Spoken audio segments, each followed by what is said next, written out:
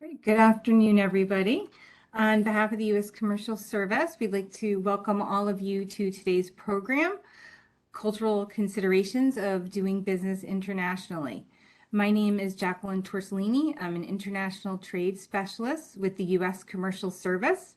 I'm your host for today's session. Joining us today is the Connecticut State Director, Melissa Grasso, as well as my colleague Samantha Fetter, who's also a trade specialist out of our Boston office. And of course, I'd like to welcome Wendy Pease, owner of Rapport International.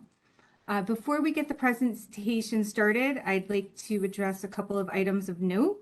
The program is being recorded. If you have any issues with this, please feel free to disconnect now. I also want to mention that we have a question and answer session planned for the end of the presentation. You can post your questions in the Q&A feature during the presentation, and we will address them at the end. So thank you for that.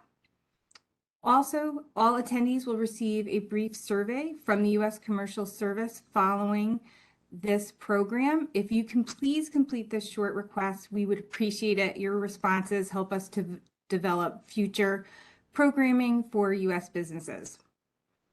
I would also like to mention that I'll be sending out an email tomorrow or later this afternoon, which will include the slide deck as well as a recording of today's program. Lastly, the views and opinions expressed in the presentation made by our speaker may not necessarily reflect the policy or position of the U.S. government. I'd like to take a minute to let the audience know about the U.S. Commercial Service. We are the trade and investment arm of the U.S. federal government. We're a division of the International Trade Administration. Our mission is to promote U.S. exports, protect U.S. commercial interests abroad, and facilitate foreign direct investment in the United States. We have a global reach. Our domestic field has over 100 offices. Internationally, our offices are located within U.S. embassies and consulates in over 70 countries. Now I'd like to introduce today's speaker, Wendy Pease. She is the president and owner of Rapport International, a language services company that provides high-quality written translation and spoken interpretation in over 200 languages. She's the author of the book, The Language of Global Marketing, and host of the podcast, The Global Marketing Show. Wendy's passionate about connecting people across languages and cultures. She lived in Mexico, Taiwan, and Philippines, where she fell in love with different cultures and came to understand that we are all human, no matter the language we speak. She is a BA from Penn State and an MBA from Tuck School at Dartmouth College. Without further ado, Wendy Pease. Thank you so much, Jacqueline. It's a pleasure to be here. I'm so excited to talk to you about this topic because it's all about communication and connecting with people. And if you don't know, I think most people on the call here will know about the U.S. Commercial Services and the Department of Commerce. I think it's one of the best kept secrets of the U.S. federal government and all the services that you do. So thank you, hats off, and I try to spread the good word about you all the time. Thank you. Yes, you guys are awesome. So let's jump in. The topic, we're going to weave the theme of staying curious in global business throughout this. And this is a little bit about me. I'm the little blonde girl in the pink pants with the blonde hair sitting on this hayride that's being pulled by a water buffalo. This is from when we were in Taiwan, where my dad was in international agriculture, and we lived in an agriculture center right close to a small town where people had never seen blonde-haired kids or white-skinned people. And so we really were a minority, and it gave me the opportunity to understand how we can communicate even if we don't share a language, and the differences that can be in language and culture. So that's what I would like to talk to you about today. So first off, probably most of you know that exporters or companies that have global business are much more successful. Not only with the revenues and sales and profits and innovation that are increased, they have smoother business cycles because as economies go up and down, they balance off each other. They've got a stronger position in their domestic market because of the innovation and the reach that they have. And they've got higher IP and higher business valuations. So if you're here, hats off to you. You're doing a really smart move on learning how to connect and communicate. All right, so people want to work with you, but if they can't understand you or you're offending them and you don't know, that causes a problem. So the challenge here that we're talking about is how do leaders communicate in a culturally appropriate way, even when it's across languages. So that's what we're going to get into. And the learning objectives for today are to understand the 6 dimensions of culture and avoid the 8 deadly sins of communication. So we have a ton of material to go through today. Love to have your questions, and I'm going to try to wrap it all up so it overlays each other and you understand how to put a strategy together to communicate. So if you know who this is, put it in the chat. I think a lot of people will be familiar with this character. And so we're weaving that curiosity theme there. So put it in the chat if you know who it is. And while you are, we're going to talk about what is culture. Okay. Where the curiosity came from is in hosting the Global Marketing Show. It's a consistent theme that comes up. Is people will say, you're not going to understand every culture. There's going to be things that are really weird. But if you stay curious, you'll be able to connect with the people and understand and learn. So a couple of episodes that I thought were really good is number 5 with Stephanie Fuccio. And she talks about a Chinese woman dropping an egg onto her noodles. So it's a funny story. And then number 30, Jamie Geltuck, who's the founder of Cultural Mixology, goes deeper on some of these things that we're talking about here. So if you want to learn more, those are some good episodes. So if we go on to culture, and I am seeing in chat that people are getting that this is Curious George, so I'm glad that you know that. So if we define culture, it's a mental programming of a group of people that kind of think and act the way. And it gets more crystallized in society. And of course, we're generalizing for cultures here because not all people see things the same way or communicate the same way. But you've got patterns that we're going to be looking at through cultures. And then when you talk about a big country, you're going to look at regional difference. Like the culture in New England, where I am, is very different than the Deep South. We've got some similarities running across the United States, but you can have real big variances. If you've got a country with a large number of people in it, you're going to, even if it doesn't have the geography, you might have differences. And so all of the culture that we're doing, that we're talking about, it's a no judgment, it's a safe place to look at generalities. And the thing that helps is if you just stay curious about how you can improve your communications. All right, so the 6 dimensions of culture, we're going to deep dive into each one of this. And this comes from, I think you say it, Gert Hofstede. He did a lot of research and characterized the different dimensions. So it can give you a logical way to think about cultures and how they might differ or how they're similar. So we're going to go through this pretty fast, but don't worry, because at the end we're gonna do an example and look at some countries and how this affects. Okay, so the first one is power distance. So you can come from a high power or a low power. In a high power, you've got a boss and you have subordinates. The subordinates take the blame and they're expected to get clear guidance from the boss. There's a separation, there aren't close relationships, and it's understood that there are class divisions. Now, if you have a low power division, a low power distance, there's more equality that's in there. You know, bosses are working with subordinates to come up with solutions or how they're going to move forward. In this situation, in the low power, it's the boss that takes the blame if something goes wrong, and the subordinates are protected.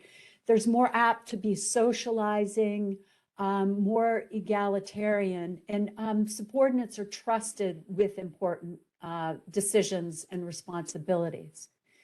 The second dimension is collectivism versus individualism. So this is the we versus the I. You know, here in the United States, we're a very individualistic society, so we're looking for recognition. We look to take care of ourselves, personal accountability. In a collective society, you're going to have more extended families, and you're going to have more consensus building on, you know, what the group opinion is. You know, there's a saying, I think it's in China or Japan, that, you know, whoever sticks their head up too high is going to get beat down. So you never want to really stand out. You want to go along with the group. If you have a transgression in a collective society, it brings on shame. If you have a transgression in an individualistic society, it's more about guilt. I have this guilt that I did this. In a collective society, you're going to be talking about, we decided, this is our opinion. Individual, it's more accepted to say I. Collective education is to learn, while individualism, education is to learn how to do something. And then you have what's valued more, relationships or task. Collectivism, you value the relationships more, is keeping the cohesiveness and everybody getting along. So that can be a very big difference if you're working across a culture and you don't recognize that. The next one is high or low masculine. So the high masculine, you're going to have much more tradition, family structure, girls cry, boys fight, failing is a disaster, conflict is resolved by force, only men are priests. Let's see, religion is very important in a high masculine. And it's more about accomplishments, money, ego, and living to work. Whereas if you have a low masculine environment or culture, it's, you know, there's more acceptance of what girls and boys can do. It's more flexible. If you make a mistake, it's a learning opportunity. If there's conflict, there's lots of negotiation that's going to happen. And the focus is on relationships and quality of life. And you're not living to work, you're working to live. So, you know, I thought this was an interesting picture because it was GQ, and it's got 3 different pictures of what masculine can be. Uncertainty avoidance is another aspect of the you know, looking at culture.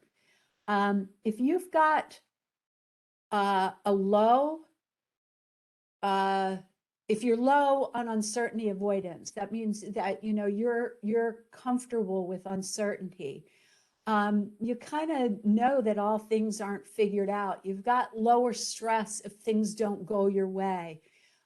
People that have low uncertainty have higher satisfaction with life. They're more comfortable with chaos. They're more apt to change jobs and dislike rules. And the culture will see citizens as competent. Whereas if you have a high uncertainty avoidance, like you're going to do whatever you can to avoid uncertainty, there should be structure in the way things are going to do. And you know, we don't have control of our lives. So if you want that much structure, there's going to feel like a lot of chaos is going on, and that's going to cause you to not be settled or feel comfortable. Anything different is very dangerous. Here, the teachers are looked at as having the answers rather than finding the answers with you. There's a strong emotional need for what the rules are. So even if the rules aren't followed, you know what the rules are. It's more, if you're high avoidance, you're more likely to want ultimate truths and grand theories that, you can really buy into. Long-term orientation, this is really interesting. There's some languages that don't have a future tense. So everything is in the present. And what I find fascinating about that is that the people that don't have a future tense are actually better at saving. Like logically, that doesn't make sense to me, but language can even represent whether you have a long-term or a short-term. If you're long-term orientation, there's fast growth in economy that until a certain level, and then it slows down. The most important events are in the future. Families share tasks as we're all in this together for the long term. There's thrift, perseverance, there's savings, there's investment. Excuse me. And there's an openness to learning from other cultures. So it's not my way or the highway. There's this openness. Students' success is based on or credited on effort, and their failure is lack of effort. If you have more of a short-term orientation, the most important events are in the past, so you're very reflective. Family life is by imperatives or must do. Who is responsible for this? There's universal guidelines as to what is good or bad, and a good person is always good, and they're steady and they're stable. There's social spending and consumption that's going on. And students' success is based on luck. They were lucky to do well, they were unlucky to do poorly. And traditions are very important. Whereas if you have a long-term orientation, traditions aren't as important, they're more open to change. All right, now here's a fun one. Whether cultures are indulgent or restrained. So an indulgent, you have a higher number because they're going for what they want. Their perception of life control is kind of this helplessness, so I might as well do it now. Indulgent societies take more leisure time and they don't save as much. All this makes a lot of sense. There's less moral discipline. And even in the wealthy countries, they've found out that in an indulgent society, there's less strict sex norms, whereas in a restrained one, there'd be more norms that people should follow. Indulgent cultures tend to smile more, where in restrained cultures, a smile is seen as suspect. Freedom of speech is valued in indulgence and not as much in restrained. National order is more in restrained, where it's less important in indulgence, and sports are played more by indulgent cultures than restrained. So it's I'm sure you can think of people that are more indulgent or restrained, and then you might be able to think of cultures.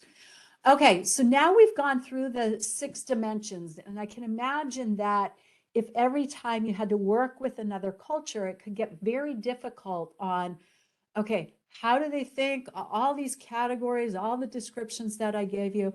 Well, this website makes it much easier for you. You can go to Hofstede Insights, and you'll get this information when you get the slides.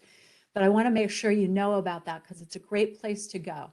And I put in China, Italy, and the United States. 3 countries that I've been to, 3 countries that I love, have a lot of respect, and have amazing cultures and histories to them. And I wanted to see how they compare.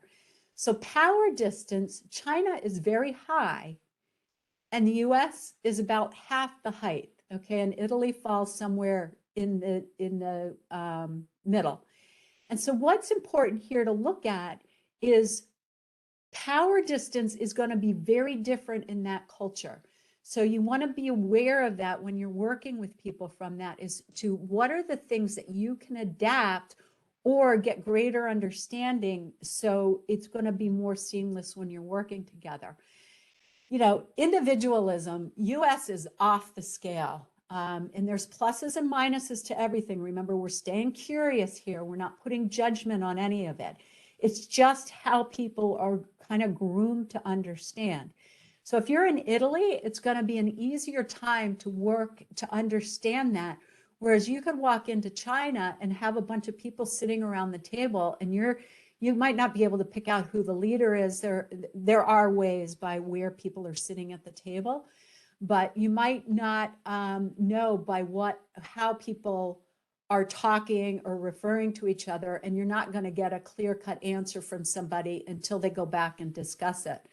Masculinity, it's pretty even on the scale there. So, you know, that's not going to feel as different across these countries. Uncertainty avoidance, which I find this fascinating, that Italy is the most uncertain avoidance, and the US is way lower. So in China and, you know, somebody from the US working together are going to have an easier time than working with somebody from Italy. Long-term orientation, China takes a very long term. So you can see this in, you know, how much time they're ready to invest in something, how they're thinking about the future. Success is through effort, whereas US is very different. And this can really play out in a cultural conflict, because we want to come in and we want to get to the point. We want to solve the problems quickly. But in China, there's more about developing relationships, thinking things through. So this is one that's very important to pay attention to here. And then indulgence. I think the United States, I wonder if there's any more indulgent society. I should go play around with that and see who gets up higher. So just understanding how investments might work, how people are going to relate to each other, the kinds of things you're going to do in getting to know each other. So, whoops, I bumped it. So this, if you go to this website and you're working with another country, it's very handy to put it in, and not so much to know the details that I just went through, but to go in and look at the differences, and then you can dig deeper to each one that is very different. Okay, so now you know there's a cultural difference, and there's a lot of communication issues that come in. So we're going to talk about some ways that you can communicate better and easier to make sure the culture is taken in. Now, there are some good podcasts here. I like Andy Corellis. He's number 66. He's the executive director of Cyto. And he talks about exporting grants and translation, and gives suggestions on that. Number 25, Zach Selch. He talks about distributors and messing up translation and what that can do to your company. It could set you back a couple of years of a market entry.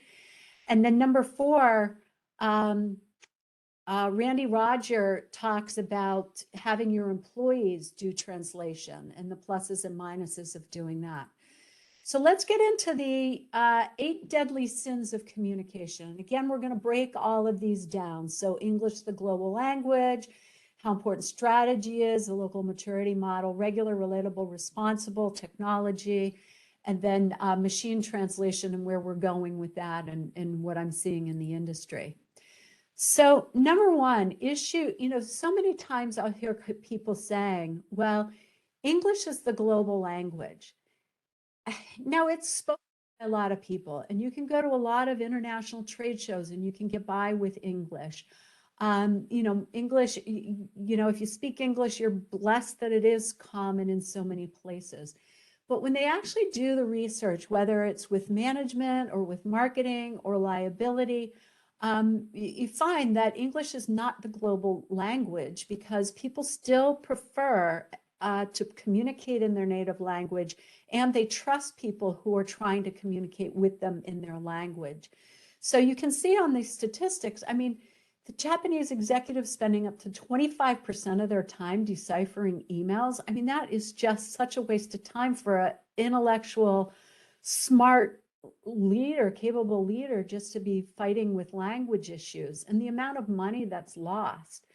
So, and then B2B clients, and this goes across B2C, even if people are bilingual, people want to communicate in their language and know that you understand their goals, and goals can be slightly different through culture. And they found, research has found that in marketing, people are willing to spend, over half the people surveyed are willing to spend more money to buy a product or service if it's in their native language over having to read it in English when it's their second language. Okay, so number 2 on our 8 deadly sins of communication is your strategies have to align. We'll get contacted from people who are in the organization saying, I need this translated. And we have to step them back and say, okay, what are you trying to accomplish? What's your company trying to do? And then we can understand how to do the translation.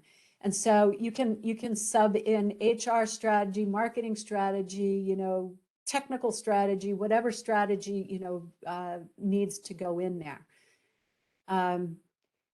And strategy can get very important because you have to have something that the world can rally around, whether you have a different culture or language. What are the things that you can rally around? And some of the ones that I like is Boston Synchronous is a manufacturer up here in Massachusetts that manufacture steel rods, and they're used a lot in medical devices, so they can have 0 defects. And so everything they do is around quality.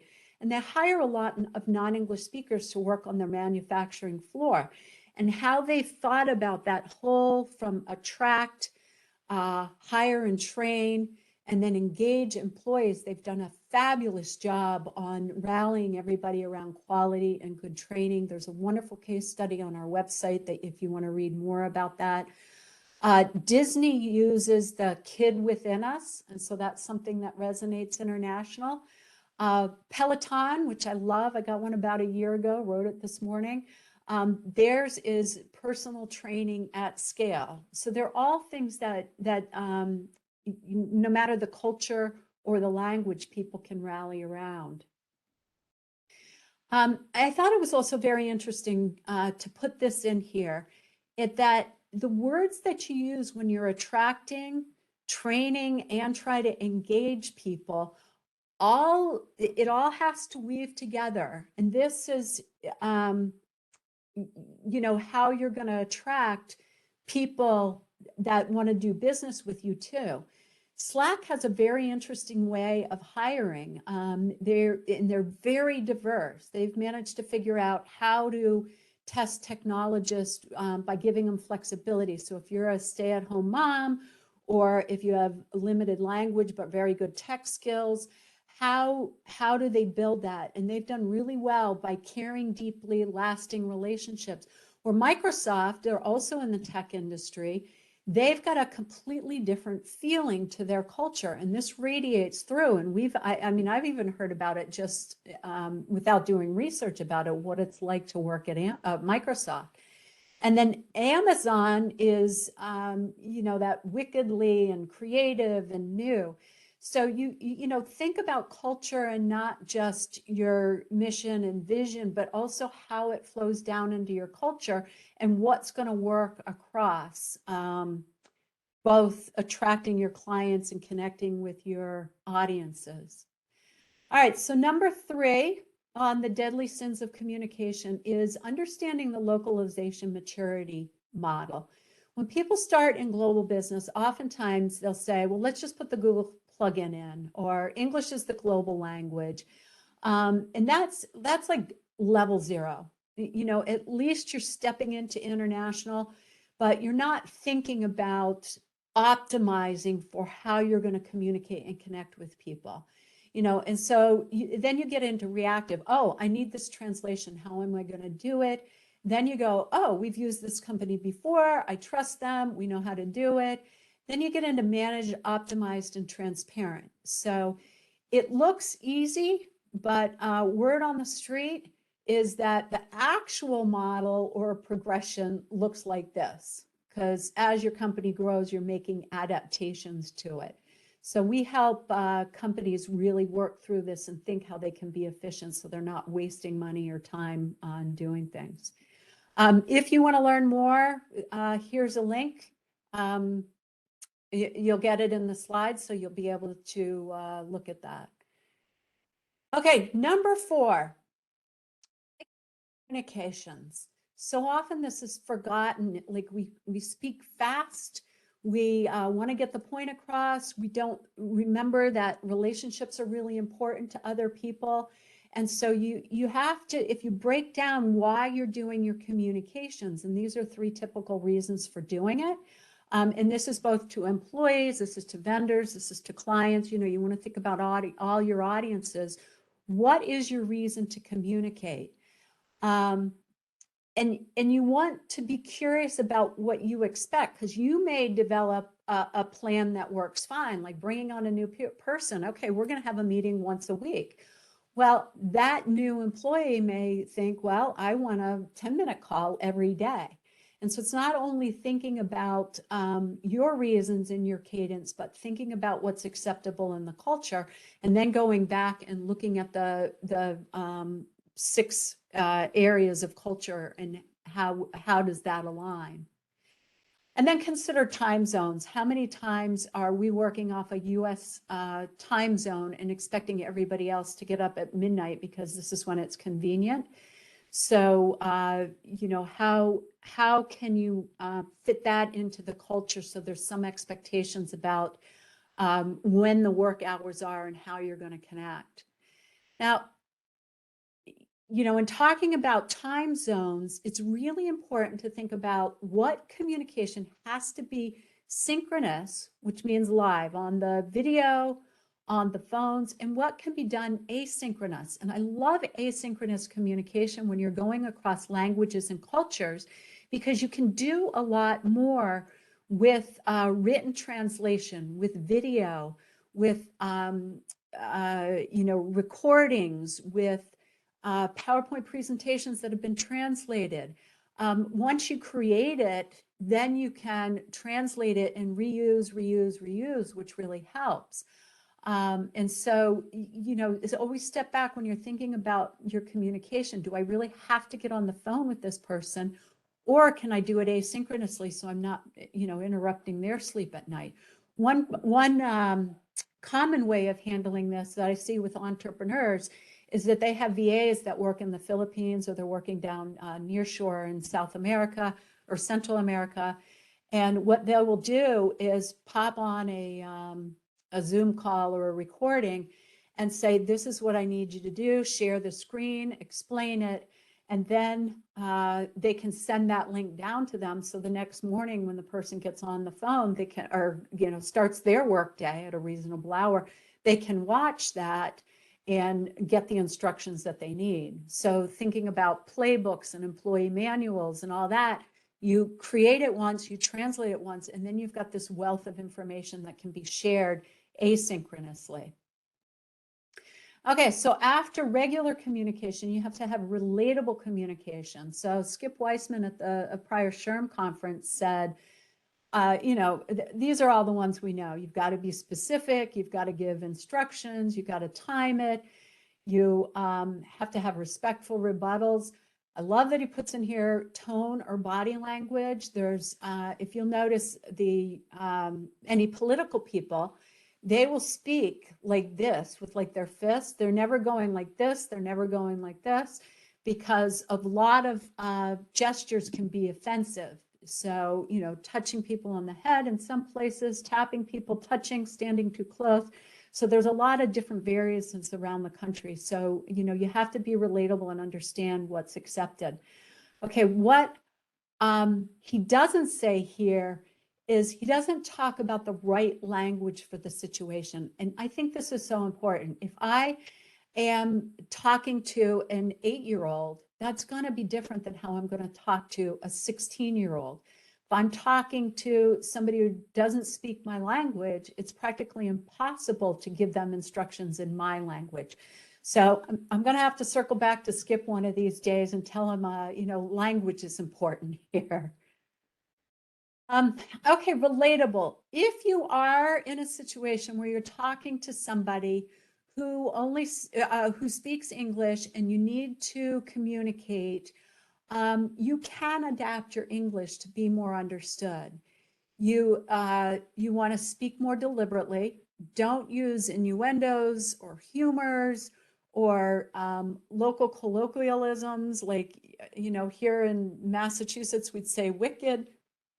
Excuse me, down in the South, you'd say y'all.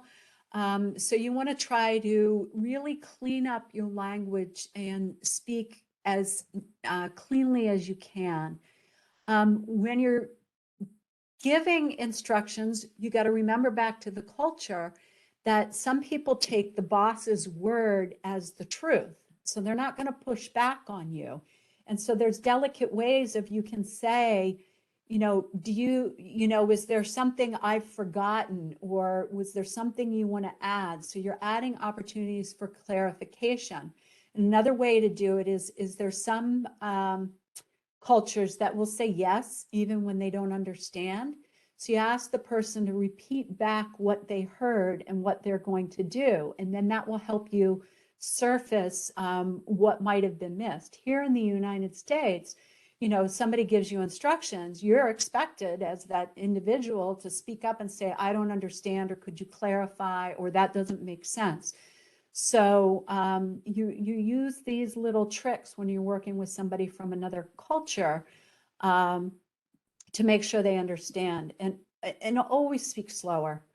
When we work with people who are giving presentations, we talk to them about the number of words per minute, and whether you're speaking directly or you're speaking through an interpreter, you want to make sure that you slow down so people can understand. I'm sure if you've listened to somebody from Argentina speak Spanish and you speak Spanish, that for me is very hard.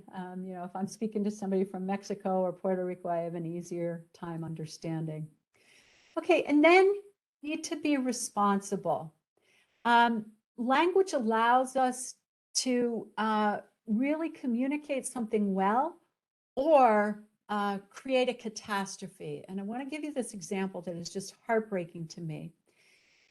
Mogusatsu in Japanese means like, I'm not quite ready yet, I'm going to take a minute, or let's give it a second, or let's refrain from comment. And when the Allies were talking to the Japanese Prime Minister during World War II in 1945, the Allies said, you need to surrender now or there will be total and utter destruction. Well, the Japanese Prime Minister wanted a minute and he said Mogusatsu, but the interpreter didn't understand. So he got back with and said to the person on the other side, let's ignore it. And so that's how the atomic bomb was dropped. And it's just heartbreaking because there were 70,000 people killed and 100,000 people that were injured from this event. So when there's a word that somebody doesn't understand, it really can lead to disaster. And remember, I had to put this one in for fun. In Farsi, they had a detergent named Barf.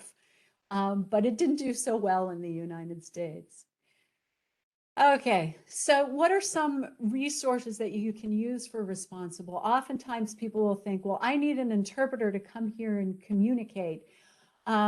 It's important to remember interpretation is spoken and translation is written. That's a very clear definition in the industry, and a lot of people make mistakes with that. So in interpretation, you can use a person, and you can use bilingual employees if it's teaching, coaching, relationship building. But if it's something that you're doing training that could be very important, or you have private HR meetings, or your benefits meetings, or it's an important sales call, this is where you're going to want to bring in a professional translator. Just yesterday I did a presentation about how to work with a translator, and that included all the training that they go through to be professional. There's also all the modalities. You can do video, you can do telephone, you can do conference interpreting where it's one-to-many. So, those are all resources. And then translation, you want to, like I mentioned in the book, there's lots of frameworks for thinking about what you want to have written, and anything that can be reused, you want to have written, because then you can leverage it. If you have a brochure, use that content, put it on your website, put it in your training materials. And if you do a video, you can do subtitles or you can do voiceovers. Oftentimes it depends on who you're trying to target. Voiceovers sometimes go to more of a younger audience, where subtitling for people who are at work or older people, they're going to accept it. People in the United States are getting more accepting of subtitles than they used to be, because there's so much more global influence. And closed captioning is for the deaf and hard of hearing. Subtitles are for foreign languages. Oh yeah, enhances relationships and differentiates you. We had a client that went over to Korea for a sales call, and even though the meetings were being conducted in English, they were the only ones that translated their PowerPoint presentation, and so they won the project. Technology, I'm just using the grid to remember. Anything gritty, you can use Google Translate. If it's reusable, like all the things I talked about before, then you want to have a high quality human translator work on it. If it's important, you want to have a human translator work on it, and you can leverage the information across multiple places. And there's translation memory, so you don't always have to go looking through your documents to find it. Translation memory is good because the translator does it once and then can pull it up in the system to say, oh, this is an exact match. This is what we want to reuse. And it also helps keep the consistency of voice. And then you want to think about the delivery source. How are you actually going to deliver it? Okay, now we're to number 8, the final one on the communication. Machine translation. You've got to be very careful. These are some of the words that I put up there that that don't have a direct translation. I have lists of these. Yoko meshi is Japanese for the stress of speaking a foreign language, and putting it into Google Translate came up as horizontal. Hygge, which is a Danish word that's become more popular in the United States. It's that feeling of coziness, of sitting by the fire with a glass of wine, or taking a warm bath with candlelight, or curling up in the middle of winter with a book. And in Google Translate, it says fun. Or my favorite is the Finnish one, which is kalsarikanit, which means I'm at home, I'm drunk, I'm in my underwear, and there's no way I'm going out. And Google Translate, it translates into buttocks. So you got to be careful with with machine translation. This is another good example of Jimba Ite. It was the tagline for Mazda in Japan, and they wanted to bring that to the United States. And what it's capturing is this Japanese warrior flying across the plain at one with the horse, fully armed with the bow and arrow. And it's that moment when everything feels together. We've got nothing equivalent in that. So they translated it into the pleasure of driving. No. I'm sorry. I forget what they translated it into. Oh, no. In English, they said it just feels right. Good thing I have my notes here. But when I put it into Google, it came out and translated it the first time as danger, not a good tagline for a car. Then it came Jinba. Then it became one worship. And now it's Jin, like the drink, bar one. So I don't know what that means. So, everything's iterating, but sometimes it just can't capture. But the pleasure of driving was Farfignugan. And they, rather than taking the pleasure of driving, they did keep that in. So there's a lot of considerations you need to think about with how you're getting your translation, who's doing it. So this is one of the frameworks that you can think about is what's the value of the translation if it's high, and the cost is low, you definitely should do that. But if the cost is high and the value is low, then you can think about not doing it. Another framework that I like is if you think about the stages of content. So this is the HubSpot flywheel, where if you attract and engage and retain your clients, the wheel starts spinning faster and faster, and you grow your business faster. And then you think about what content is needed. So oftentimes we'll work with companies on attracting.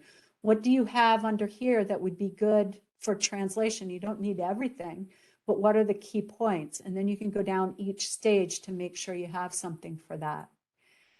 Okay, so here's a little quiz. Put this in chat if you know what activity this is. The LMS pinched and popped, ran it up on the fast break, then ditched it to the point attacker, then threw it to the X.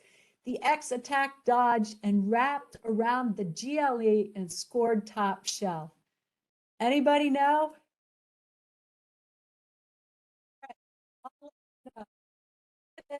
Lacrosse. So this was so funny. I would have never known that except for my sons played lacrosse and I learned it seemed like a completely different language. The reason I put that in there is because you need to understand the culture and the industry and the subject matter, and some words just will have a hard time if you don't know what you're talking about and can lead to misunderstanding. So did we meet our learning objectives? Understand the 6 dimensions of culture and avoid the 8 deadly sins. If we go back, we looked at all the dimensions of culture, and you want to make sure and go to that website and put that in if you're going to another country. And then the 8 deadly sins of communication. This gives you a framework for how you think about whether I can do it in English, whether I can use machine, or whether I need to think about focusing on the localization maturity model and bringing language in. A little about Rapport International. We are a language services company, so we do translation, interpretation.